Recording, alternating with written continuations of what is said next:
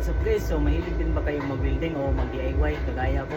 So sa gustong matutong mag-welding guys, ay recommend ko talaga sa inyo ito guys, ang Re-Aim welding machine guys. So 3-in-1 ito guys. So may MIG, may stick welding at ito guys, ang TIG welding.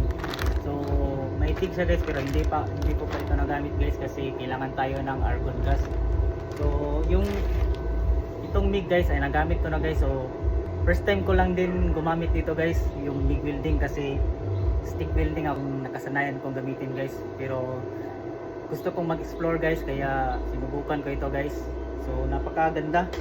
So goods, napakaganda ng quality nito guys. So ito na siya guys. Ito guys, oh. Ayan.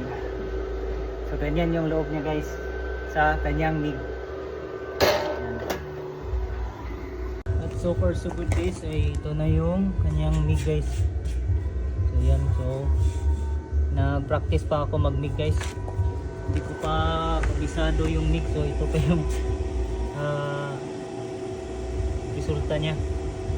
So goods na goods guys. Yan. Kaya ano pa yung hinihintay guys, order na.